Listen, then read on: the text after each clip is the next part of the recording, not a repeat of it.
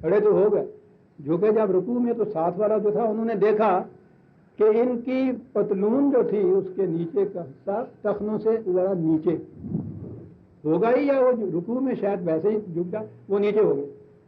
تو وہ تو صاحب بہت بڑا دیندار آدمی تھا، اس کی غیرت دینی گوارا کیسے کر سکتی تھی ایک شخص نماز میں کھڑا ہو اور اس کی صورت یہ ہو. اس نے اپنی نماز یوں توڑی، بیٹھا ان کی پتلون کو یوں کر کے پتلون کی نیکر بنائی انہوں نے، پھر اس نے اللہ اکبر کیا اور پھر سجدے چلا گیا. اس کے بعد کہا کہ تمہاری نماز نہیں ہونی تھی، میں نے تمہاری نماز کے لیے اپنی نماز توڑ دی. انہوں نے کہا اللہ تعالیٰ آپ کا شکریہ کرے. جس نماز کا معیار پتلون کا ماپ ہو عزیزان من، ابھی میں عرض کروں گا قرآن کیا کہہ رہا ہے. یاد رکھیے یہ چھوٹی چھوٹی چیزیں جزیات بھی ضروری ہے اجتماعات کے اندر. فوج کے سپاہی کے بوٹ کا تسمہ بھی اس کے مطابق ہونا چاہیے جو ریگولیشن میں لکھا ہوا ہے، بڑا ضروری ہے. لیکن فوج کے سپاہی کا تسمہ ہے نا، وہ جو سپاہی ریٹائر ہو کے گھر آ جائے تو آپ پھر وہ صبح اٹھ کے اسی طرح سے تسمے باندھے، پیٹی باندھے، ڈنڈا ہاتھ میں لے، وہ ساری وردی پہنے اور گلی کے اندر لیفٹ رائٹ کرتا ہوا آدھے گھنٹے تک آ جائے اور وہ کہے کہ ہاں صاحب میں جو عسکر پاکستان کے فرائض تھے ان کو صحیح ادا کر رہا ہوں. وہ کیسے کہنے گا؟ اسی طرح سے اسی ہوتے کرتے ہوتے سن، اسی طرح مرحوم کرتے پے ہیں. یہ فرق ہے نا. 12 تو یہ جزیات ضروری ہوتی ہیں نظام کے اندر. ان الصلاۃ تنہی عن الفحشاء والمنکر، روکتا کیا؟ کن چیزوں کو روکتا ہے؟ فحشاء اور منکر کو. کیا کہا تھا اس نے کہ صلاۃ ضائع کی یعنی اپنے ہی جذبات اور خواہشات کے پیچھے لگ گیا، یہ کہا تھا نا. فحشاء کا ترجمہ تمہارے ہاں ہوا بے حیائی، منکر کا ترجمہ ہوا برائی. تو ٹھیک ہے بے حیائی اور برائی بری چیز ہے، لیکن یہاں تو کچھ اور کہتا ہے. یہ فحش نہیں کہا یہاں سے، یہ تو فحشاء ہے. یہ جو نظام خداوندی ہے، نظام صلاۃ ہے، وہاں کہا تھا نا کہ وہ آتے ہیں جمع ہوتے ہیں وَمِمَّا رَزَقْنَاهُمْ يُنْفِقُونَ، جو کچھ ان کا اپنا ہوتا ہے وہ دوسروں کے لیے کھلا رکھتے ہیں، دے دیتے ہیں. اس کے لیے کشاد قلب کی ضرورت ہے، بڑی وسعت درف کی ضرورت ہے. پوری محنت سے جان مار کے کمائی کرے، اس میں سے صرف اپنی ضرورت کے لیے دے اور باقی سارے کا سارا دوسروں کی ضرورت کے لیے دے. اس کے لیے بڑے کشاد قلب کی ضرورت ہے. اس کے لیے انسان کے اپنے جذبات و خواہشات جو ہیں وہ روکیں گے کہ سارا دوسروں کے لیے دے رہے ہیں. فحشاء کے معنی ہوتے ہیں بخل، وہ جذبہ جو یہ کہے کہ اپنی ذات کے لیے رکھ، تیری مت ماری ہے، دوسروں کے لیے دے رہا ہے. کہا کہ صلاۃ کا نظام اس چیز کو روک دے گا. روک کیسے دے گا؟ وہ نظام ضمانت دیتا ہے ہر فرد اور اس کے بال بچوں کی ضروریات زندگی بہم پہنچانے کی ساری عمر کے لیے. تو وہ جب ضمانت دے دے گا تو بخل کرنا کاہے کے لیے؟ کسی نے روک دیا نا آپ کو. فحشاء ہے، تنگ نہیں، بخیلی، اپنے ہی لیے سمٹ کے رکھ لینا، سیلفشنس، فحشاء ہے. یہ منکر برائی کہتے ہیں. نکرہ کے معنی ہوتے ہیں عربی زبان میں عقل فریب کار کی ہیلا کاریاں. یہ عقل فریب کار کی ہیلا کاریاں کاہے کے لیے ہوتی ہیں؟ سمیٹ لے جو کہ سمیٹا جا سکتا، دے دے فریب جتنا دیا جا سکتا. اور جب صورت یہ ہو جائے کہ حلال و طیب کمائی کا سمیٹا ہوا بھی صرف ضرورت کے لیے دے سکتا ہے، باقی سارا دے دینا ہے، عقل فریب کار کی ہیلا جوئیاں کاہے کے لیے بنائیں گے؟ وہ تو اتباع شہوات جو ہے، اپنے جذبات کا اتباع کرنا، اس میں یہ چیز آتی ہے. تو جذبات تو کوئی شے نہیں ہوتے جبکہ عقل فریب کار کی ہیلا جوئیاں ساتھ شامل نہ ہوں. جی چاہتا ہے کہ یہ جو اس کے ہاں رکھا ہوا ہے یہ میز کے اوپر بٹوا اڑا کے لے جاؤں، اس کے لیے تو پھر تدبیر عقل سکھاتی ہے نا کہ کیسے کر. اسے کہو کہ ذرا جی پیاس لگی ہے پانی تو لے آئیے اندر سے. ملازم کو نہ آواز دیجیے گا، پتہ نہیں اس کے ہاتھ کیسے ہوں گے، خود اٹھ کے جاؤ. بس یہ اگلے فریب کار سکھا رہی ہے نا. جذبہ یہ تھا کہ یہ چرا لوں، اگلے فریب کار کہہ رہی ہے کہ اس کو اٹھا دے اور پھر اس کے بعد وہ انداز کے ایسے انداز سے چرا کے پتہ نہ چلے. عقل فریب کار.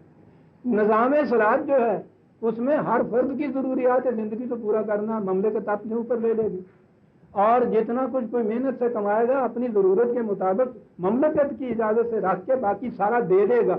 اس میں نہ تو بخل و سیلف خود غرضی کی کوئی بات رہے گی، نہ عقل فریب کار کی ہیلا جوئیاں رہیں گی. کہا نظام صلاۃ کو قائم کرو، یہ ساری چیزیں ختم ہو جائیں گی. آپ کو معلوم ہے حضرت شعیب علیہ السلام کے قصے میں یہ بات آئی. ان کی داستان میں یہ بات آئی تھی، دو ایک درس ہی ہوئے ہیں، ذرا دوہرا دوں تجدید یادداشت کے لیے، کہ سلاد کا تعلق کیا ہے معاش سے، معاشی نظام سے۔ آپ کو یاد ہے میں نے کہا تھا کہ حضرت شعیب علیہ السلام نے، وہ قوم وہ تھی کہ جو ڈنڈی مارا کرتی تھی کاروبار میں، تو اس ڈنڈی مار قوم کو یہ سکھانے کے لیے آئے تھے کہ اس معاملے کے اندر عدل سے کام لو، ہارے کی محنت کا پورا پورا اس کو معاوضہ دو۔ وہ تو مانتے نہیں۔ انہوں نے یہ کہا ہوگا کہ بھائی وہ بہرحال سلاد کی تو مجھے اجازت دیجیے، تو وہ تو اہل کتاب تھے، دین تو ان کے ہاں تھا نہیں۔ انہوں نے کہا کہ کوئی عبادت کی، ورشپ کی، نماز کی اجازت مانگتے ہیں، تو انہوں نے کہا کہ وہ نماز کی اجازت دے دیجیے، سارا دن پڑھتا رہا کرے تو وہ چنگا ہی ہے نا، ستایا نہ کرے گا آ کے روز روز۔ انہوں نے کہا کہ ٹھیک ہے، ہمیں کوئی اعتراض نہیں، اپنے طور پہ نماز پڑھ دو۔ انہوں نے الصلاۃ جو تھی وہ الصلاۃ تھی ان کی قرآن والی، یہ جو انہوں نے شروع کیا قرآن کے الفاظ لے لیجیے، بات ساری یہ صاف کر دیتا ہے، مجھے کہنے کی ضرورت نہیں ہے۔ کہا یا شعیب ہوا صلاتوں کا تامرو کا ہے شعیب، ہم نے کہا تھا نماز پڑھ لیا کر، تو ٹھیک ہے ہمیں پتا ہے تو نے صلات ہی کہا تھا، تو ہم تو یہ سمجھتے تھے کہ ہم اپنے طور پہ یہ کچھ گھنٹے گھڑیاں بجا کے کچھ پرستش پوجا کر لیتی ہے، تم اپنے طور پہ یہ اس طرح سے رکوع سجود کر لیا کرو گے۔ تو یہ کس قسم کی صلات ہے تمہاری کہ جو اس کی بھی ہمیں اجازت نہیں دیتی، ان نفعل فی اموالنا ما نشاء، کہ ہم اپنے مال کو بھی اپنی مرضی سے خرچ نہ کر سکیں، یہ کیسی صلات ہے تمہاری؟ اور اس صلات کی تمہیں کون اجازت دے رہا؟ اسے بند کرو ورنہ گاؤں سے نکال دیں گے۔ اور نماز تو نہیں کوئی پڑھن دینا، وہ پڑھی نہیں جاتی، وہ کی جاتی ہے۔ دیکھ رہے ہیں قرآن کیا بتا رہا ہے، مانگیے تو اجازت اس صلات۔ تو نظام صلات وہ ہے جو اموال میں دخل انداز ہوتا ہے، آپ کا معاشی سارا نظام جو ہے نظام صلات کے اوپر اٹھتا ہے۔ قرآن کا اتباع زندگی کے ہر شعبے اور ہر گوشے کے اندر، اسی لیے قرآن کریم نے دوسرے مقام پہ سنیے مصلی کے متعلق کیا کہا۔ مصلی آپ سمجھ لیے نا آپ نے، وہ خدا کا اتباع کرنے والا، متصل چلے جانے والا صراط مستقیم کے اوپر، اس کے اتباع۔ یہ ہے جی سورہ معارج، نمبر ہے اس کا 70 آیات یہاں شروع کیجئے گا 17-18 آیت، عجیب محاکاتی انداز ہے۔ تدعو من ادبر وتولی وجمع فاوعى،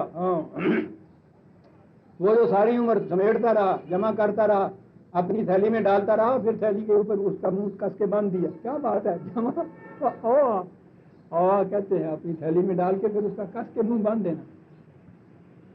قرآن نے تو ینفقون کہا ہے نا، نفق اس تھیلی کو کہتے ہیں جس کے دونوں منہ کھلے ہوئے ہوتے ہیں، اوپر سے ڈالتے جائیے، ادھر سے نکلتا چلا جائے۔ تو قرآن کا معاشی نظام تو یہ ہے نا، اور یہ ایک نظام معاشی ہے سرمایہ داری کا، جمع فاوعى، میٹتے چلے جائیے، پھر ایسی گتھلی میں ڈالیے، ایسی تھیلی میں ڈالیے کہ وہ جو ایک ہی طرف سے کھلی ہو، جدھر سے کھلی ہو وہاں کس کے باندھ دیجیے۔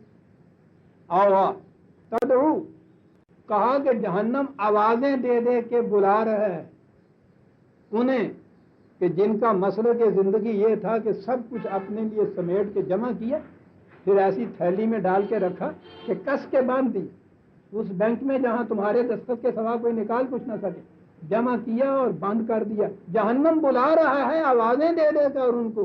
کہا یہ کیوں ایسا ہوا، یہ انہوں نے کیوں ایسا کیا؟ کہا یہ وہ لوگ تھے جو اپنے ہی جذبات کے پیچھے چلتے تھے، اور انسانی جذبات کی کیفیت یہ ہے کہ ان الانسان خلق حلوا، حلوا وہ ہوتا ہے ایک بھوک ہوتی ہے، جھوٹی بھوک، جھوٹی پیاس کی طرح بھوک لگی رہتی ہے، کتنا ہی کھائے چلے جاؤ، وہ بھوک کا اشتہا کا جو اندر تقاضا ہوتا ہے، جذبہ ہوتا ہے، وہ نہیں مٹتا۔ ہاں پیٹ بھر جائے، بھوکا ہی محسوس کرتا رہتا ہے آدمی، ایک مرض ہوتا ہے پیاس کی طرح۔